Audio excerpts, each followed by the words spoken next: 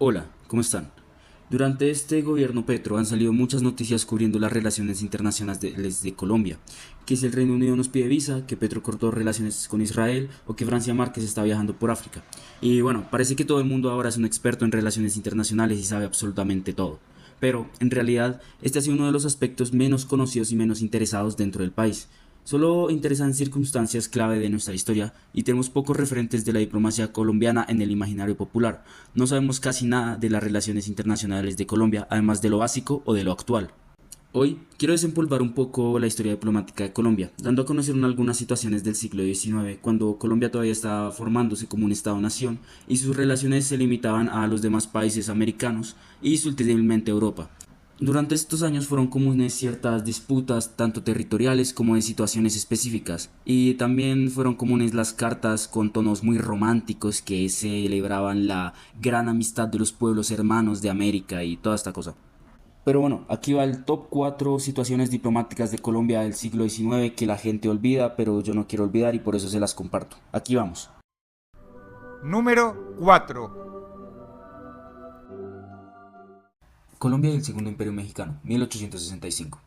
Primero veremos un poco de la historia de cómo Colombia reaccionó a una monarquía latinoamericana. Y para esto tenemos que saber cómo fue la historia del Segundo Imperio Mexicano. En 1861, tras diversas guerras civiles, el Partido Liberal, liderado por Benito Juárez, toma el poder en México y suspende el pago de la deuda a Francia, España y Reino Unido.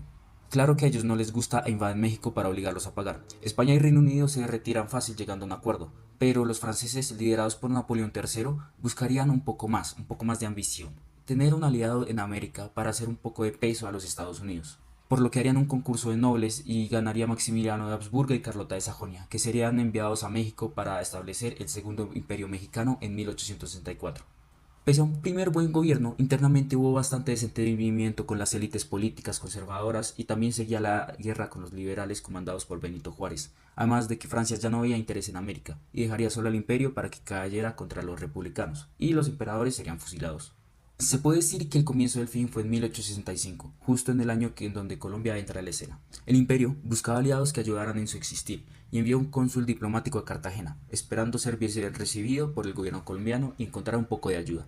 Aunque ellos no sabían la situación en Colombia. 3 años antes había terminado la Guerra Civil de las Soberanías, donde el Partido Liberal había vencido al Partido Conservador y comenzaría la época más radical de Colombia, incluso llamada en la historiografía el Olimpo Radical. Aquí se federalizó el país, se expulsó a la iglesia y se sacaron todos los conservadores de los cargos importantes. Dato de color, se sacó a todos los conservadores menos al gobernador de Antioquia. Para este año, el presidente era Manuel Murillo Toro. No, ese no, este Manuel Murillo Toro. Uno de los personajes más radicalmente liberales que ha tenido la historia del país. Ahora bien, eres un monarca extranjero que se está peleando contra liberales y le pides ayuda a Colombia, un país enemistado con las monarquías y en su época más liberal, con un presidente rojo al morir. Al parecer, los emperadores de verdad no saben absolutamente nada de la región. ¿Y qué pasó? Lo obvio. Colombia no reconoció al cónsul argumentando que venía de un gobierno que no nació desde el pueblo. Y en el Congreso, Manuel Murillo Toro hizo esta proclamación. Pueden leerla entera, pero en resumen dice que el gobierno imperial mexicano es extranjero y por lo tanto ilegítimo, y que hay que mantener los principios democráticos en la región. También hace un llamado a los demás países americanos en no reconocer al gobierno del imperio. Y luego, el 2 de mayo de ese año, le dio a Benito Juárez un decreto de honores y lo calificó como el defensor de la libertad americana. El imperio mexicano ya estaba muy ocupado peleando contra conservadores y liberales, por lo que no hubo una respuesta a ellos. Número 3. Cuba, Guerra de los 10 años, de 1868 a 1878.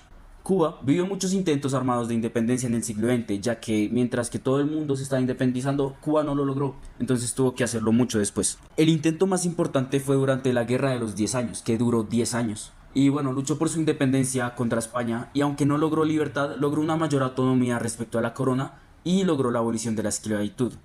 Otra vez aparece el gobierno liberal de Manuel Murillo Toro y además los gobiernos internos de Panamá, Bolívar, Cauca y Tolima, que tenían mucha más importancia que los actuales gobernadores. Estos promovían reconocer la situación de beligerancia en Cuba para reconocer la independencia de la isla, pero el gobierno nacional sería reacio en una primera instancia, e incluso negó algunas veces traslados de colombianos voluntarios a Cuba. Aunque luego se expidió la Ley 17 de mayo de 1870, en donde se reconocía a los patriotas cubanos los derechos de beligerantes conforme a los derechos de gente. Entonces prácticamente se les reconocía como sujetos de derecho en estado de guerra. Y para 1872 hubo una reunión en Washington entre varios países americanos en donde se reunieron para poder debatir sobre la situación en Cuba. Al final no llegaron a nada, ya que consideraron que España prontamente se iba a cambiar de una monarquía a una democracia, así que estaban de acuerdo con ello. Aunque esto sería falso y la guerra duraría otros 6 años. Y bueno, también Colombia tendría un personaje muy importante que también sería bastante partícipe dentro de la guerra de los 10 años, Francisco Javier Cisneros. Tal vez la gente de Medellín le suene, pero bueno, él fue un patriota cubano que se desempeñó en Colombia. Dentro del país, él fue uno de los máximos exponentes del ferrocarril. Hizo un grupo de patriotas y simpatizantes de la causa cubana dentro de Colombia, avalado por el gobierno. El grupo logró reunir a 300 personas que le daban apoyo mediático y económico a la causa cubana. Incluso en 1870 Javier Cisneros adquiere el vapor Hornet y con este zarpa junto a 66 colombianos que van camino a la isla a pelear por la libertad cubana. Entre ellos se destaca el payanés José Rogelio del Castillo y Zúñiga, que hasta logra ser general del ejército. Y por si fuera poco, al volver, Javier Cisneros crearía una empresa de vapores para cruzar el Magdalena, y le diría también que cuando se fue del país se la dejó al Estado para que la administrara, y el Estado la convertiría en la compañía estatal, la Compañía Colombiana de Transportes, que en realidad se tuvo que llamar la Compañía Colombo-Cubana de Transportes. A día de hoy la Plaza Cisneros en Medellín se llama así en honor a él, en donde hay una estatua de él. Incluso el municipio de Cisneros en Antioquia, fundado gracias al auge comercial que generó el ferrocarril de Antioquia, se nombró gracias a él. Y bueno, me excedí un poco en esta parte de Cuba, pero era imposible dejar de lado a alguien tan importante como Javier Cisneros, que no solo contribuyó a la causa de su patria, sino a la causa nacional. Número 2. Vapor Colón, Venezuela, 1882. Ya verán que este año fue bastante movido para las relaciones de Colombia en el siguiente puesto. Cruzamos la frontera y vamos a Venezuela, donde para el siglo XIX era bastante similar a Colombia. Un montón de caudillos peleando por el control del país con guerras civiles cada 8 días. Para 1882, el gobierno venezolano había reelegido al presidente en cargo, Antonio Guzmán Blanco. Él es una de las figuras más importantes de la historia venezolana. Fue presidente en 3 ocasiones por un total de 14 años y definió gran parte de la situación venezolana para los años venideros. Con su reelección, alargaba su segundo mandato que llevaba en curso desde 1879. Su relación con Colombia no era la más amigable. Las disputas territoriales en La Guajira, el Río Negro y el Páramo de Tama hacían que Guzmán Blanco no fuese muy amante de Colombia. Incluso prohibió varios atlas ya que mostraban un mapa de Venezuela más pequeño. El punto. En esta reelección los caudillos rivales se alzaron en armas contra el gobierno, aunque fue un alzamiento insignificante sin peligro para Guzmán Blanco. Y como en todo lado en colombiano, aquí también. Juan García, un comerciante colombiano, había ido a la Cuba española y compró el buque Cántabro, que rebautizó como Colón, y pidió un pasaporte para poder navegarlo bajo bandera colombiana, supuestamente desde Santiago de Cuba al puerto de Colón, en Panamá. Pero apenas zarpó, cambió su dirección y llegó al puerto de Higuerote, cerca a Caracas. En Higuerote, el Colón zarpó y disparó al pueblo, saqueó un buque venezolano y otros pesqueros bajo bandera colombiana. Y luego al día siguiente llegó al puerto de La Guaira sin bandera, se puso la italiana, atacó a otro buque venezolano y se fue. Y a los 2 días sí apareció en Colón. Venezuela ya había mandado denuncias a Colombia sobre el buque y a través de la recién inaugurada línea de telégrafo de Caracas a Bogotá. Ambos gobiernos declararon al buque como pirata y al llegar el Colón fue detenido junto con la tripulación compuesta por varios colombianos y venezolanos. Entre ellos los caudillos Elías Urdaneta y Rafael Bonet, que estaban abiertamente en contra del guzmanato. Pese a que Venezuela pidió la extradición de los capturados e incluso del buque, Colombia se negó y pasaron su condena allí, algo que enfureció a Venezuela. Tanto que aunque no haya sido una rebelión desafiante para el gobierno, sí empeoró demasiado las relaciones entre los países. Guzmán Blanco empezó a ver con peores ojos a Colombia, y las relaciones comerciales y diplomáticas empeoraron. Estaban tan enojados que incluso retrataron a Colombia en la comunidad internacional como un estado irresponsable, lo cual causó un corto aislamiento diplomático para el país. Número 1. Intervención en la Guerra Civil Ecuatoriana de 1882. Y sí, aquí están los 3 países de la Gran Colombia. En este momento en Ecuador había una guerra civil entre el gobierno del general Ignacio Ventimilla y los conservadores y liberales. Y sí, lo dije bien, conservadores y liberales unidos. Para que en una república latinoamericana del siglo XIX los conservadores y liberales se unan contra tuya, tienes que hacer bastantes cosas malas. Y pues él tenía un poco de todos los tintes dictatoriales que había. Ventimilla llegó al poder en 1875 tras una guerra civil en la que también participaron colombianos. Y para 1882 los conservadores y liberales se unirían para derrocarlo, ya que él había asesinado a varios políticos de ambos partidos. La guerra comenzaría el 26 de marzo del 82. En ese momento, el revolucionario ecuatoriano Eloy Alfaro busca atacar la ciudad de Esmeraldas al norte de Ecuador, pero falla y es exiliado a Ciudad de Panamá, en ese momento colombiana. Allí él consigue una división de voluntarios colombianos dispuestos a pelear en Ecuador. Al volver a Esmeraldas, por cierto una de las ciudades con más colombianos, Logró tomarla y empezó su revolución. Incluso, al llegar a Esmeraldas, los voluntarios colombianos se encontraron con los residentes colombianos y fue como, oye, ¿invadimos Ecuador? Dale. Incluso las primeras noticias que se mencionan en Guayaquil dicen que los ejércitos estaban compuestos de varios colombianos, incluso siendo mayoría. Como cereza al pastel, en las fronteras, en Ipiales, el gobierno había disuelto una columna de 150 militares colombianos, a los cuales dejaron de financiar. Elo Alfaro les ofreció pagar a los militares a cambio de ayudarlo en la revolución y ellos aceptaron.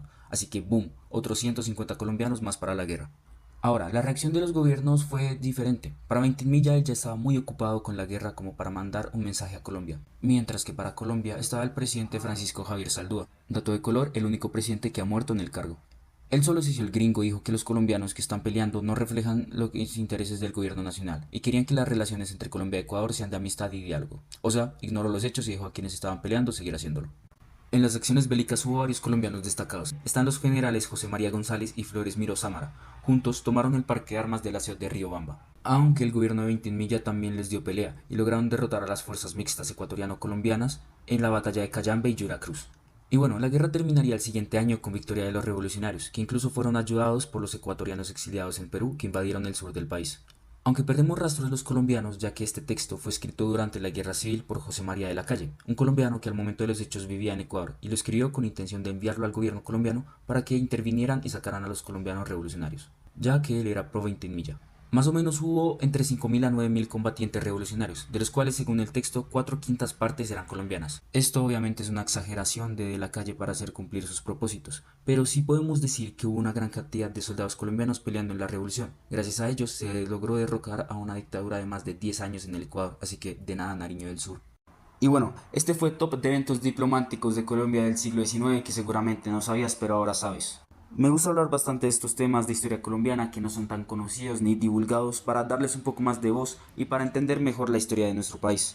Si tienen alguna petición de algún tema que solo ustedes sepan o que sea bastante oscuro, déjenmelo saber en los comentarios y lo estaré viendo y tal vez pueda hacer un video sobre ello. Y muchísimas gracias por ver este video, espero que les haya gustado. Voy a intentar subirlo antes de Año Nuevo, así que feliz 2025 y que la pasen muy bien. Y bueno, sin nada más que decir, síganme para más, recolombianizando.